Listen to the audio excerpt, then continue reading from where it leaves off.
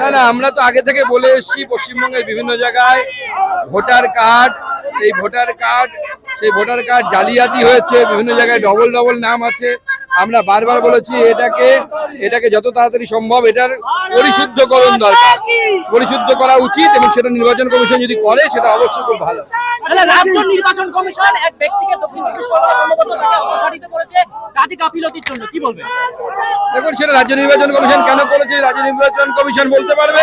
তবে বর্তমান রাজ্য নির্বাচন কমিশনের অ্যাক্টিভিটি আরো সক্রিয় হওয়া উচিত, বিশেষ করে ভোটার কার্ড এবং ভোটার লিস্টে প্রচুর নাম আছে, যারা একাধিক বিধানসভায় নাম আছে, একাধিক লোকসভাতে নাম আছে, রাজ্যের বিভিন্ন জায়গায় নাম আছে। শশী থারুরকে আপনারা তো নির্বাচিত করেছেন সারা বিশ্বের দরবারে ভারত পাকিস্তানের কনফ্লিক্টে তুলে ধরতে। কংগ্রেস বলছে আমরা তো নামই পাঠাইনি, বিজেপিটা কনফ্লিক্টে করছে। হিন্দিতে বলবেন kindly.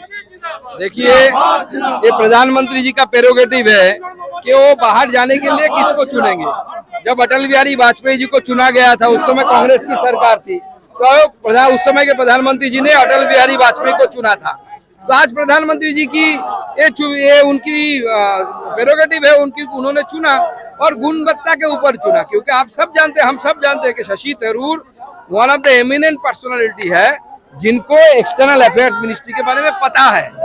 He is a knowledgeable person in that area, तो इसीलिए उनको चुना गया प्रधानमंत्री को।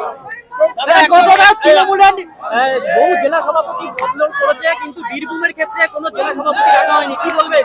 দেখুন, তৃণমূল কাকে জেলা সভাপতি বানাবে, কাকে চেয়ারম্যান বানাবে, এগুলো সব ভাগাভাগি করার ব্যাপার। কোনো জেলায় তিনজনের মধ্যে মাল ভাগ করতে হয়, তিনটে বানায়, চেয়ারম্যান বানায়, মেন্টার বানায়, জেলা সভাপতি বানায়। আর যেখানে অনেক লোক হয়ে যায় সেখানে একটা টিম তৈরি করে দেয় যে সবাই সেটা ভাগ করে খাবে।